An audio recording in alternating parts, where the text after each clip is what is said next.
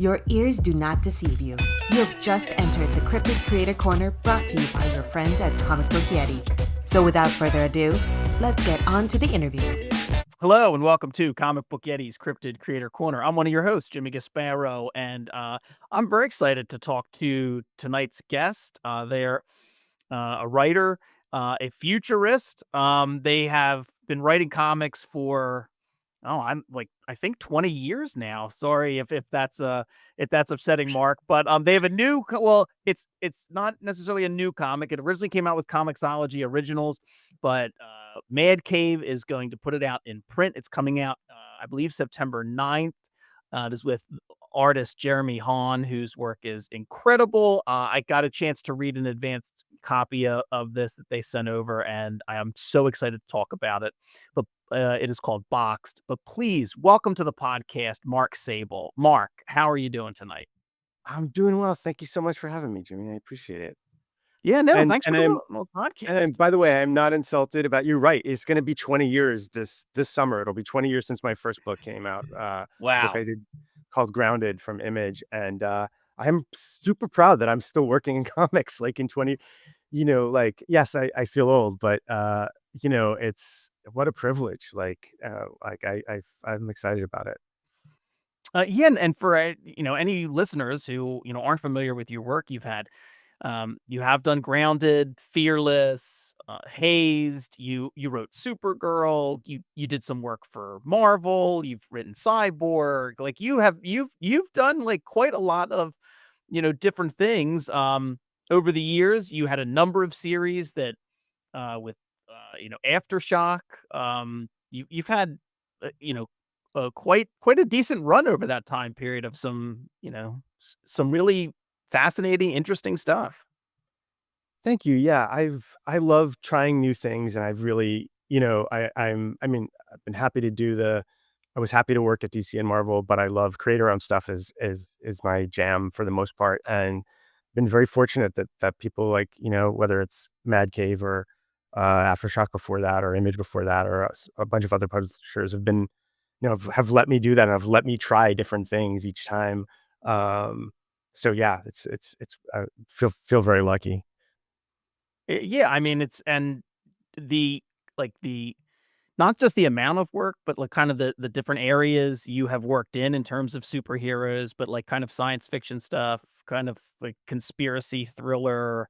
Like you've done a lot of different things, and also to kind of dovetail it into the series that you did with Comixology Originals that Mad Cave is putting out boxed. You've kind of used your work, because I said in the intro that you were like a futurist. Like you have done work for a think tank about coming up with different scenarios, and I know you did like one comic, what is it, Unthinkable, that was kind of based on a real thing that happened after 9/11, which is kind of wild that the government would hire writers and other creatives, and along with folks from other types of industries to kind of like think about what the next potential terror attack could be.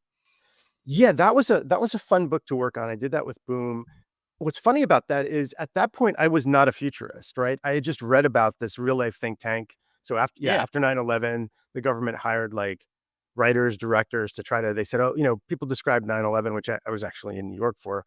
They described it as like, oh, it's a failure of imagination." And people would say, "Oh, it's like something out of a Tom Clancy novel or a Jerry Bruckheimer film." So the idea was, let's hire these creative people who come up with these out of the box, terror scenarios. And if like the US government can kind of think of them beforehand, this is the Department of Homeland Security, I believe.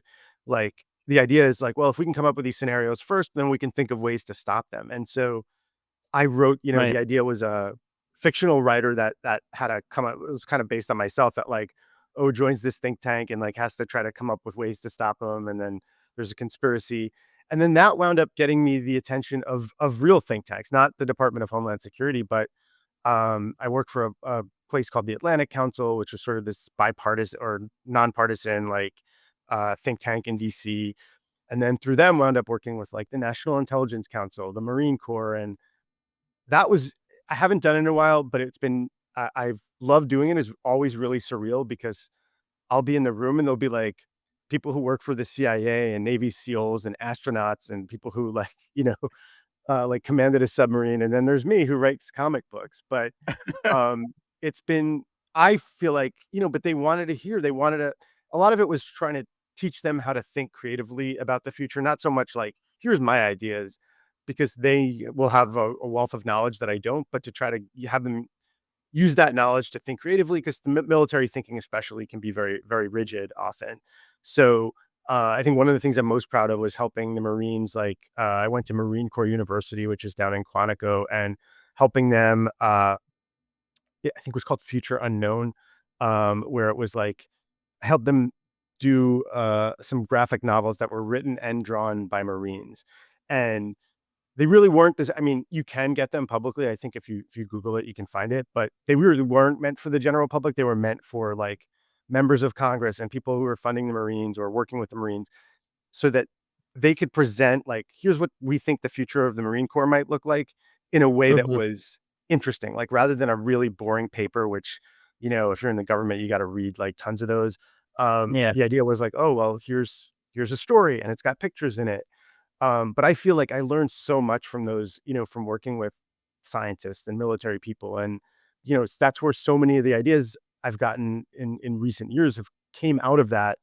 And boxed is definitely one of those. Right.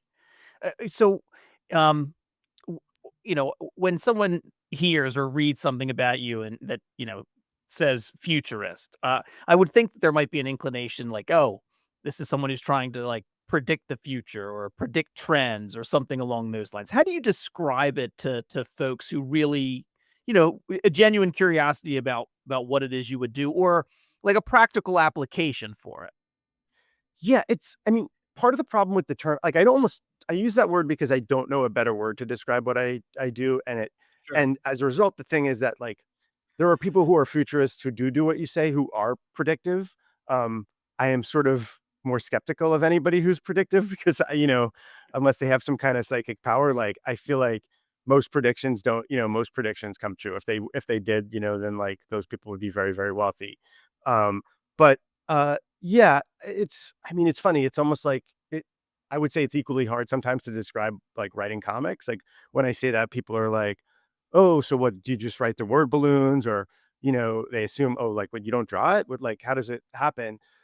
Yeah, I mean, what I do is basically, and it varies from sort of from job to job, but it's more of a consulting thing, and it's more again about helping people think creatively about the future. Right. Sometimes I do some of that where they're like, "Okay, we want you to come up with some scenarios," and usually it's come in the form of like I've gotten hired or to write like short stories that of about a specific topic. So I Okay. did one for like the for International Maritime Security, which was about like, you know, funny enough, AI, and this is years ago I did it, but like most of the things that I've done actually involve AI in some capacity, but it was like, ships that were just completely automated. And in that case, they only had a captain it was about a ship that only had one human captain on it. That was basically there just to like, in case things broke and and it actually, it's funny because it happened. I believe it was set like it was off of like the Arabian Peninsula. So it was kind of around where, yet like what's going on now with Yemen and stuff. And this was years ago about just like shipping being attacked by drones. And, the idea of like, well, what happens when the AI sort of goes out and then she's forced to like override the system and like have to take human control of the ship and protect it. Um, but yeah, so I've gotten, that's sort of the more fun thing to do. But a lot of times it's just like kind of almost like teaching writing, which is another thing that I do professionally, but like to people who are in that industry and like, you know, and help them be more creative. And so like they might have the idea for like this is what the future is like, but let me let me help them come up with a story, because if they're having to present it to somebody, anytime you've got like a character that somebody cares about, if you've got visuals involved, but even if it's just a short story with no art, like it's just something that's much like more likely to make an impact on a reader. And when those readers are people that make policy decisions, like I think it helps again, people who make those decisions are just bombarded by information. So any way you can just cut through that and make it interesting for Right. them, I think I think helps. Oh, that's fascinating. I mean, I think that makes a lot of sense. But yeah, that's I'd have to imagine any type of like legislature or somebody trying to change policy or affect some type of change is just inundated with things. So any edge you can give someone, I have to think that would kind of be key, to getting their point across, to being listened to.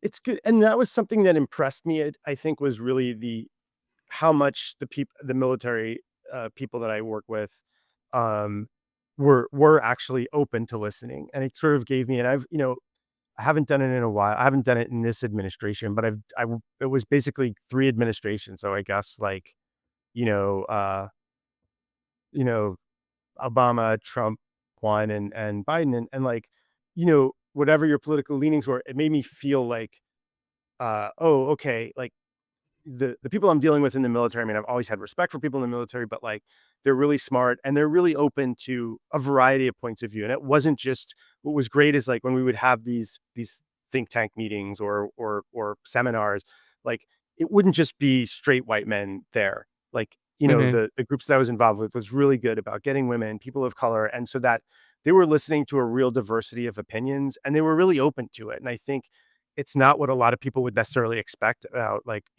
Marine Corps officers or the Air Right. Force is a different thing.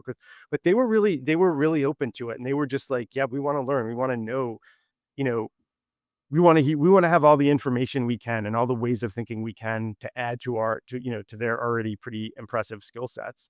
Right. And again, and I learned things where just like, you know, you think, well, like, oh, okay, that's just like diversity for diversity's sake. But it's like, it turns out like when you look at like why countries fail, like a huge part of it is, um, you know, countries that don't have women employed, like if Afghanistan, for example, just to use it as an example, where like women aren't Hmm. allowed in, to really have jobs. And then there's like less extremes examples of that. But like when you can't have half your population employed, like your country's going to struggle economically. Or like climate change, which is like hugely affects us here in the States. But like, if you're in other parts of parts of the developing world, like, where there's massive drought and famine and like those problems aren't being dealt with. You don't think of that as being a traditionally like a military issue. Like, what do they care about? Like, alternative energy and this stuff. But like, they're being sent to places that have oil and like, and then they're going to places that are having energy shortages and seeing or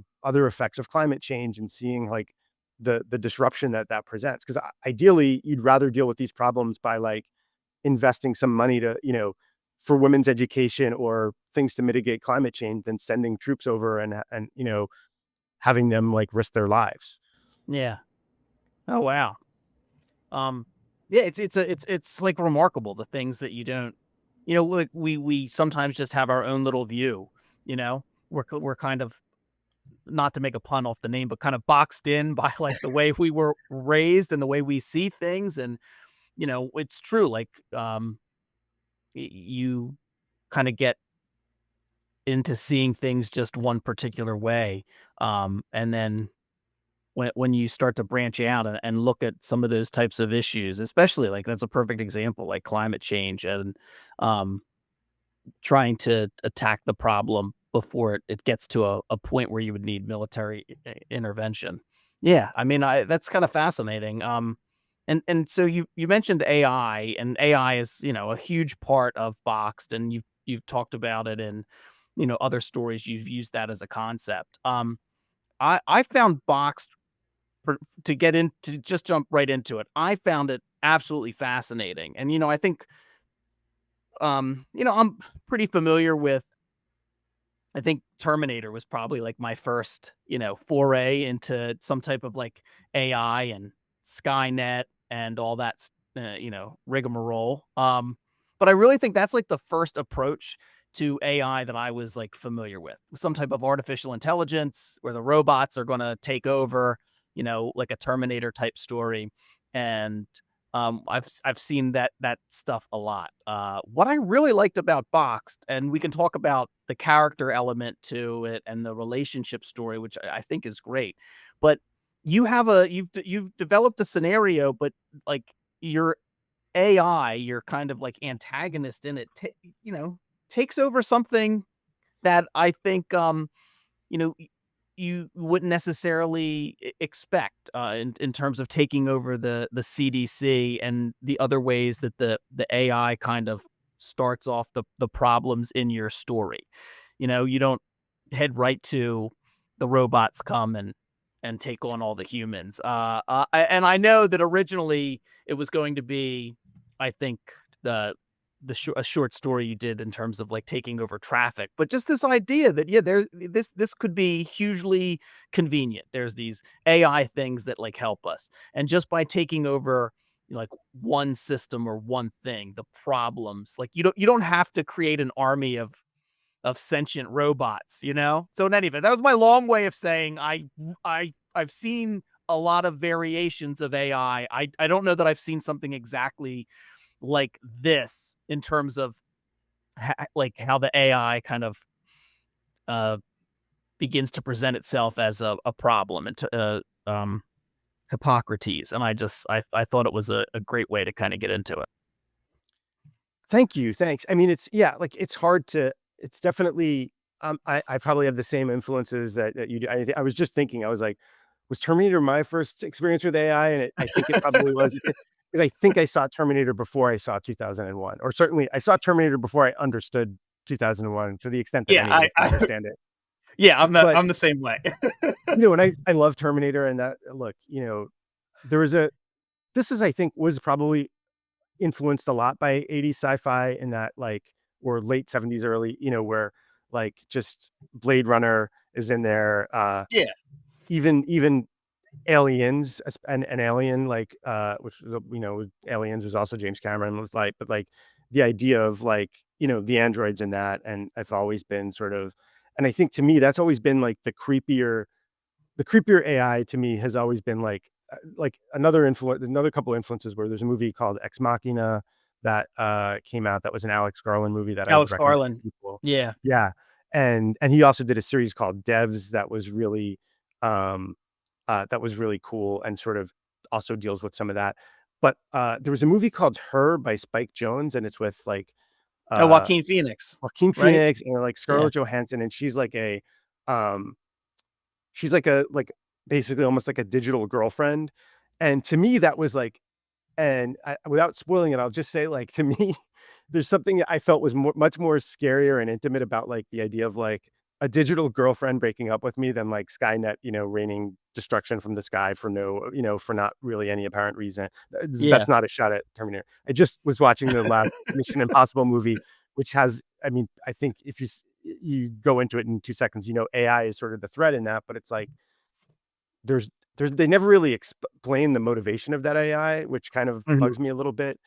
But yeah, so the idea was with Boxed was to on the one hand, like the way I've pitched it, I mean the way I pitched it to get it made, but also as a comic, but also when I'm describing it to people and trying to sell it is like it's I like say Blade Runner meets Silence of the Lambs, where it's a very, and I use those examples because I think it's the idea is hopefully it is very human focused, but at the same time it is a thriller, but at the same time like I'm trying to make it more like I guess more realistic. I mean, you still have a sentient AI, which at this point, as far as we know, doesn't exist, but in terms of the way that AI is used in the world is maybe a little bit more realistic.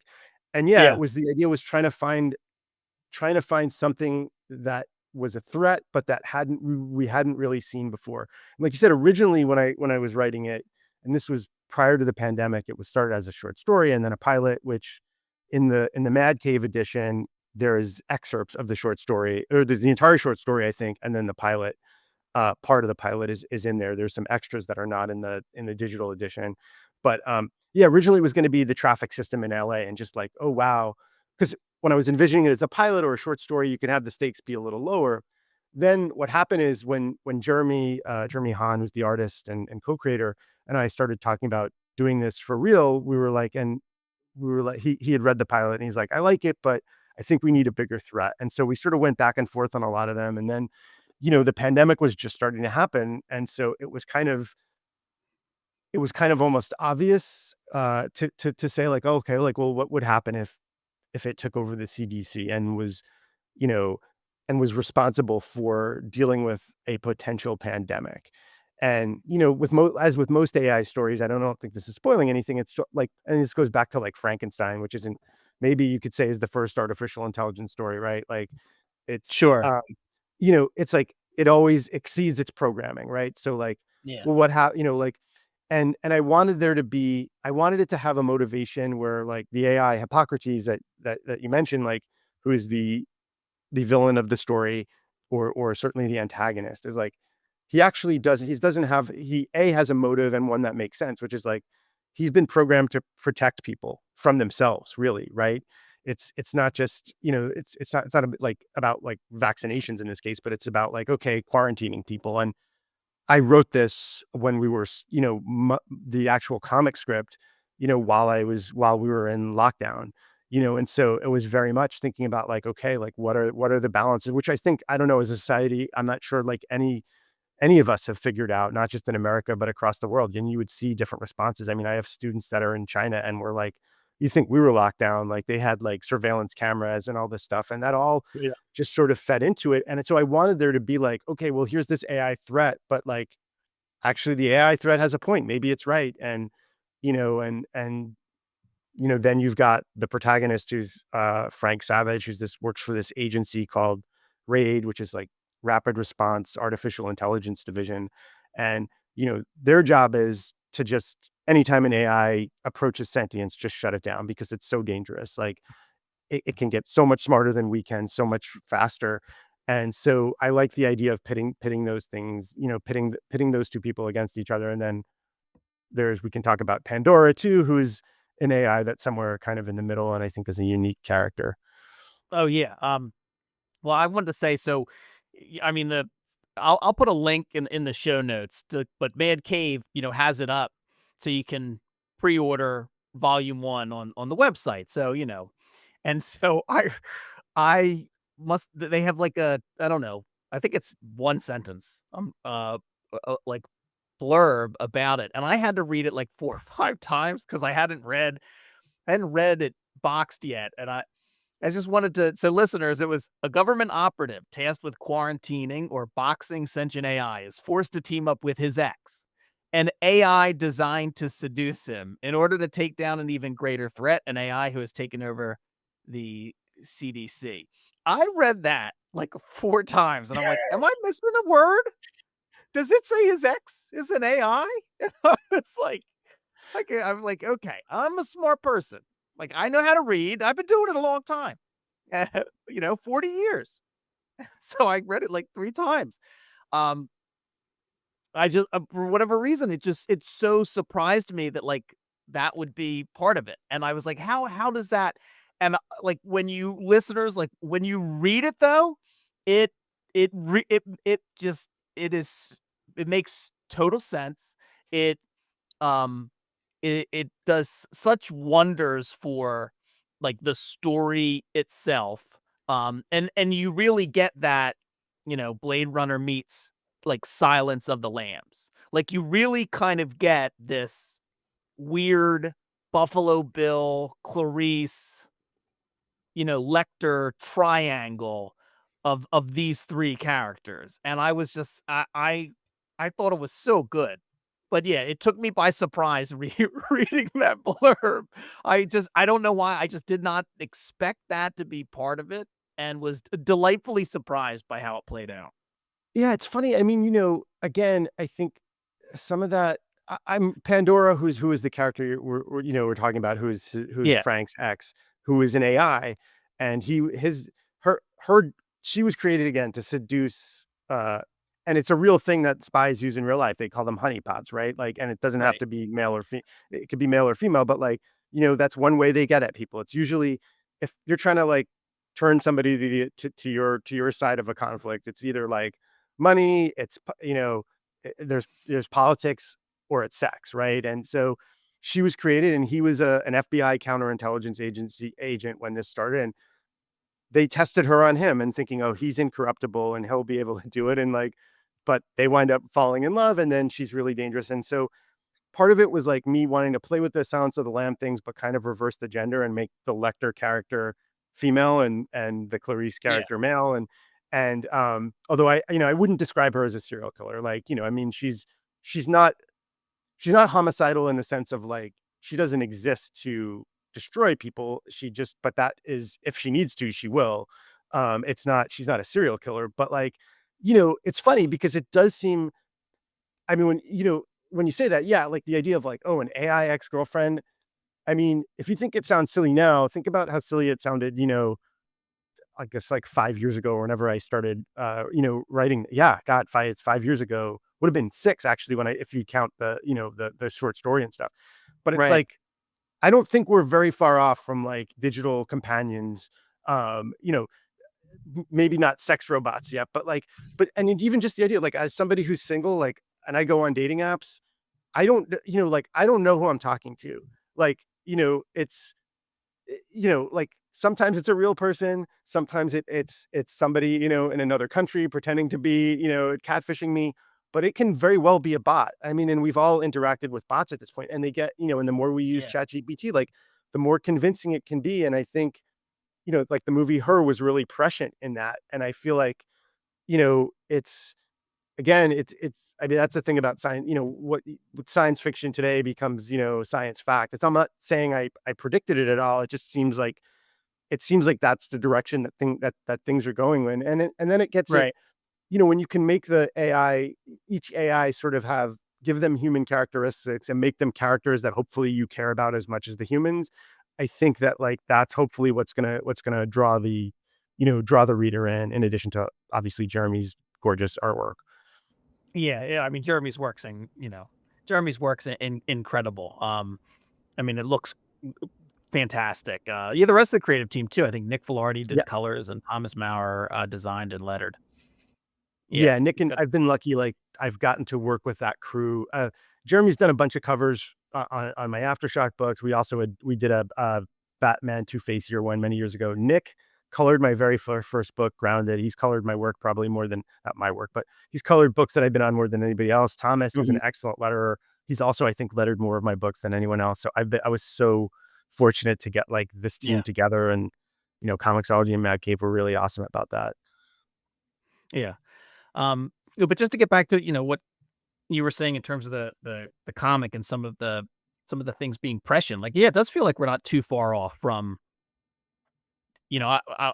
I'm surprised, like, Hulu or one of the streaming services aren't gonna have, like, a commercial for a digital companion if they don't already, and I just haven't seen it, but it definitely seems like that's where the push is, and, I mean, you have this scenario where you have this I mean, a really fantastic, um like thriller, this story in terms of trying to stop this AI and stop this problem, but within the comic.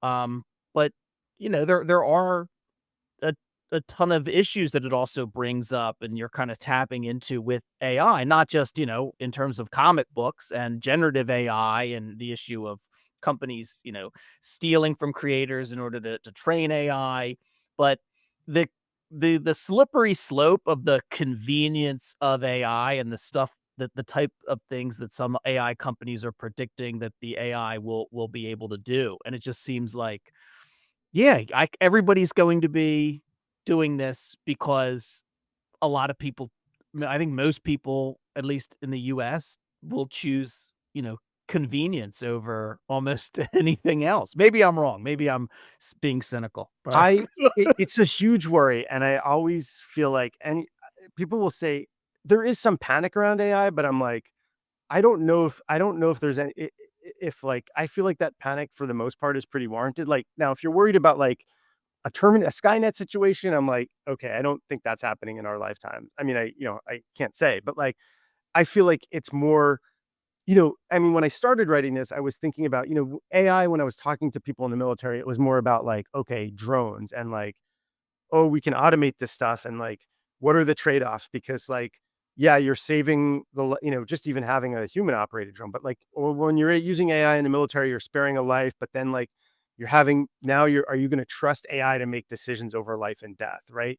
But like in the time since then, and I talk about this in some of like the back matter of the book, like just in the time, even from the time when like the digital edition came out till the print edition, which will wind up being 2 years, I think, when it comes out in September, like it's AI has become a huge part of my life, and not in the and not necessarily in a good way. Like, I've seen what AI generative art can do, and I'm very worried for my colleagues who are artists, and even though I feel like they're irreplaceable as humans, like, and I still think, and at this point, like, I don't think AI can do really great art. Like, at what point is it good enough for like, for a company to be like, okay, well, like, it's not great, but like our job is not to put out great stuff. It's to put out stuff that's good enough. And I'm not talking about a particular company at all. I'm just saying Yeah. certain companies, right? And then I teach writing, and this past semester, for the first time, I had somebody hand in AI generated not just art, but like Chat GPT stuff. I was teaching a it's a class for writing for role playing games, and Oh, it awesome. was yeah, which is so cool. And I got to say, my students are great. And it was one student who just, I think, was older and didn't have a lot of experience with role playing games, but like, in coming up with and I didn't even notice it. It took another student pointing it out to me, and then it became really obvious, and you could see that like the student like kind of left in like when then if you use ChatGPT, it would be like, "Oh, would you like me to generate more stuff?" It wasn't quite that obvious, but it was like, "Oh, would you like me to come up with some more lists?" And I was like, "Oh man, how did I not see that?" But and this was a like a continuing education class that's pass fail, that like the stakes were so low. And so Right. I was surprised that people would I get the convenience factor of it. And I know people who use ChatGPT for like, who are not writers, that use it to like, they have to give a presentation or something. And I'm not here to judge on that, but I understand why people are nervous about it. And I'm like, okay, like what jobs can't be replaced? Like I love to think as an artist, or a writer, I'm so special and what I do is, but everybody has thought that. And I don't think what I do is any better than somebody that's on an assembly line, and, can be replaced by a robot, or somebody that drives a car really well and now is being replaced not only just by Uber, but like, I live in Los Angeles. We now have that Waymo, the driverless car thing. And which is just, again, it's just super creepy just to see you see somebody riding in the back seat and there's nobody in the front. I'm still not used to it. And then even, I walk on the streets here. I'm from New York. I'm still one of the few people that walks in LA, but like they have these little, don't know the company, but these like little robot, like delivery things. I don't know how many other cities they're in, but like, they're just almost like shopping carts, sealed shopping carts on wheels, and they're doing deliveries for people. And I guess there's something kind of cool about that. There's something also just very weird. But like mostly I just think, oh, that was somebody's job once. And maybe it Yeah. wasn't a high paying job, and maybe it wasn't a fun job, but it's like, well, but regardless, they now have to find another one. And, that's, I think, in the same way that like, oh, an AI girlfriend breaking up with me scares me. It's like, that's the kind of stuff that scares me. And I think we're all kind of right to be scared about. And it's one of the things that's also just really frustrating, I think, just about whatever political, not even to make it about political parties, but it's like, the government's worried about this, and they're worried about immigrants taking jobs and this taking, and it's like, yeah, like let's worry about the AI, and how we're going to, either educate people that have jobs that don't, that, that don't, that AI or robots can't take over from, or like, and I think it's one of the things, it was mentioned, I think, in the short story. I don't think it made it into the comic, but like in the world of Box, I imagine that people are getting some kind of universal basic income because AI has taken over so many jobs. And I'm not an economist. I don't know if that's actually a good solution or not, but it just like seemed Yeah. like, well, if AI is that prevalent in this world, then like that's probably, people are probably just going to kind of get paid a certain amount just to live. And then certain people who are very skilled can make more than that. But it is very frightening. It's not to say that AI can't still do cool things. And like, I don't once in a while see like I'll see like a video that's like Star Wars figures animated, and I think it's pretty cool. But like, it's, we are in a brave new world. You know, Yeah. Yeah. I know. I went to like a conference in February, and there's a lot of a lot of discussion in terms of the legal field, like in AI, and how uh, you know, both how AI can help you as an attorney in terms of like streamlining things like discovery and things along those lines, but also the dangers of it. Somebody who turned in a brief to the court and they used chat gpt and it just made up cases. you know they didn't like check. They got, that's bad.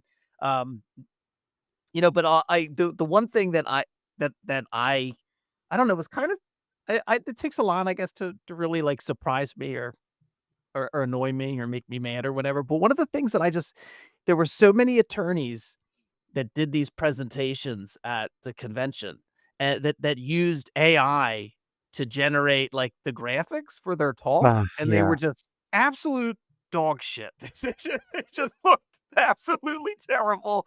It was like a bunch of people sitting in like the jury seats, and they just all looked off. Like, it was so obvious that it was like AI, and I'm like, like, I get the novelty of it, like you're not an artist, you think you can crank something out, but it looks terrible. But at some point it won't, you know? At some point it That's won't.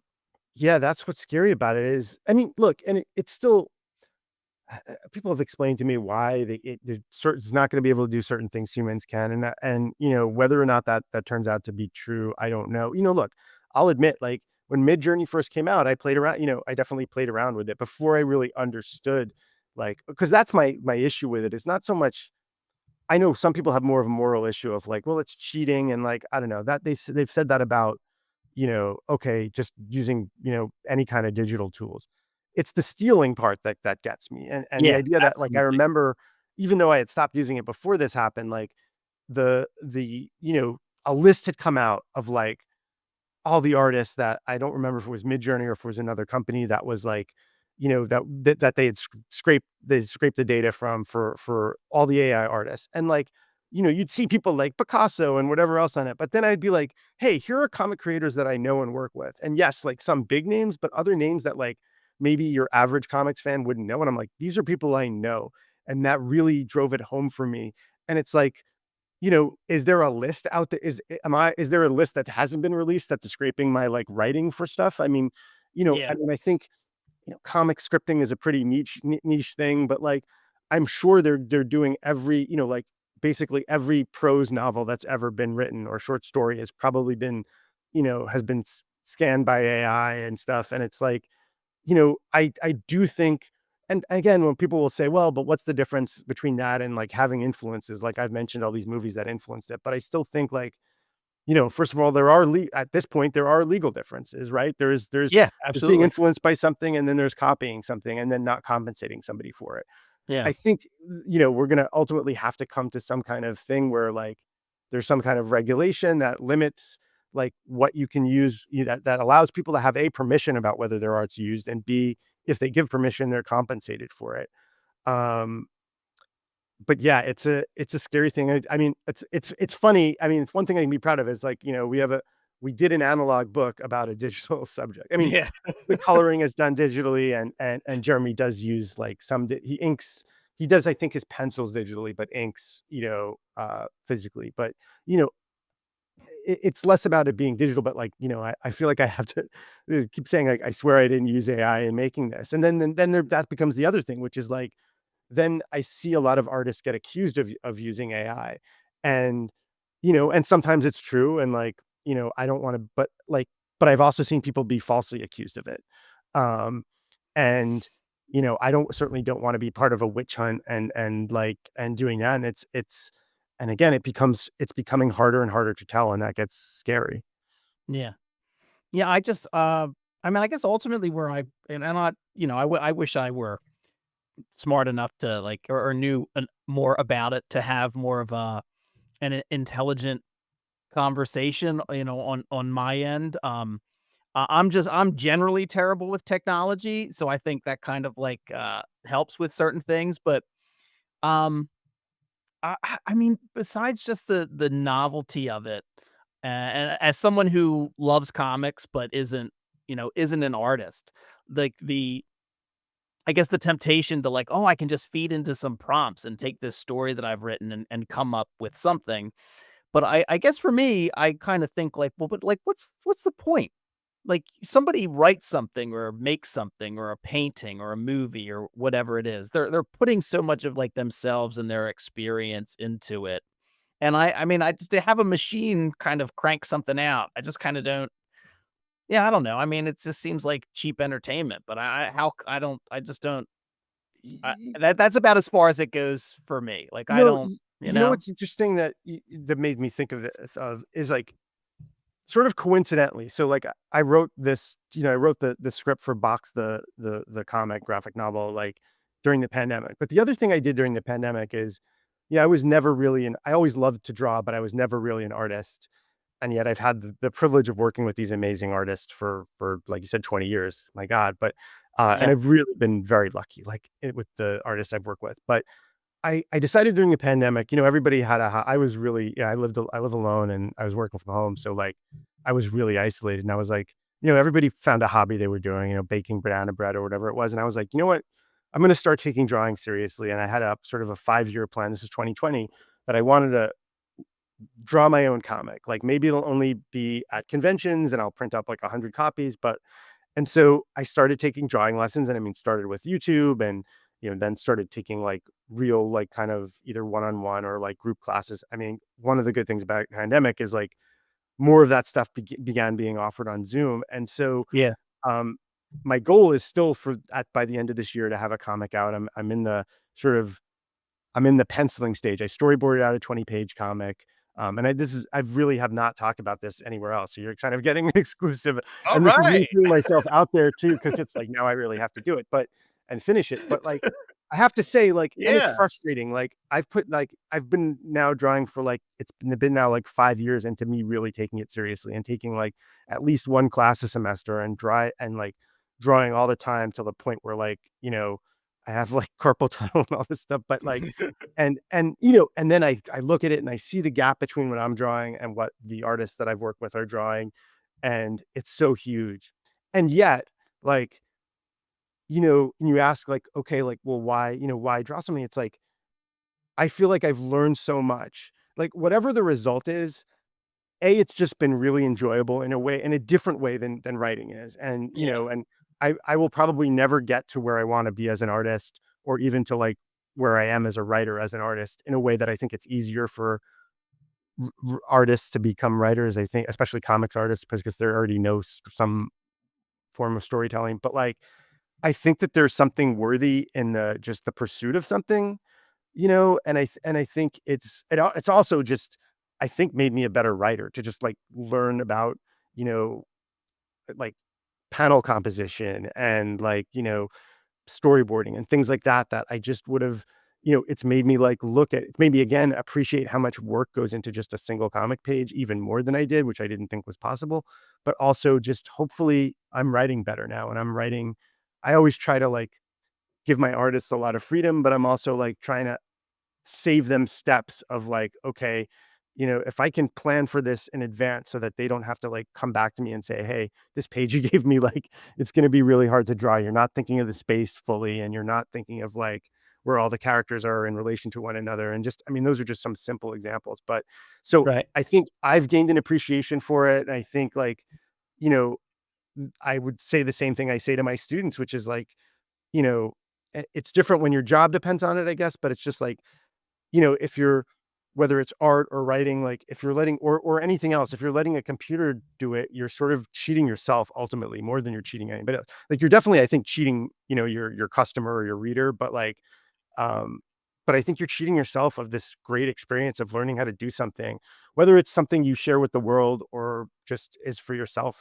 Art is such a great thing, that if you enjoy it in whatever way, whether it's as an amateur or not, like, you know, having a computer do it is gonna just rob you of joy. Yeah. Well, I mean, well said. And I can't wait to see when you get through with your project. You'll be one of the people that will get to see it. I would love to. I think that's awesome. Yeah. Well, Mark, I don't want to keep you any longer. I do want to mention though, because we talk so much about AI and about Boxed. I want to have a link that because I know you did a project Chaotic Neutral, um, which looked like you kickstarted it, looked fantastic.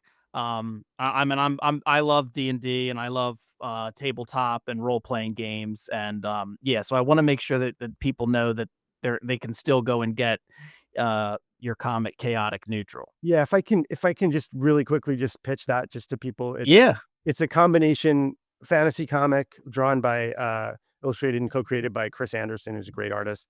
That's meant to evoke sort of like early 80s Dungeons and Dragons, like sort of what would have happened if the Satanic Panic didn't happen and people were kind of allowed to like do more edgy stuff. But it's also a Dungeons and Dragons module. It's both in one, so that you can read the comic and then play an adventure that's like set in the same world. And hopefully we're going to do another one. It was a ton of fun to write and trying to do something really different. So I mean, I guess in some ways the two projects couldn't be more opposite, where it's like one is this hard science fiction and about the future, and this other is a sort of retro, very much analog tabletop role playing thing. But again, I'm lucky that I've found collaborators that are willing to do, try different things with me. no, that's awesome. And I mean, I love the title of it. I love Chaotic Neutral, which I think is probably, um, one of the more fun alignments to Yeah. kind of play in. The troublemaker alignment. Yeah, I think so. Well, I say that we played for.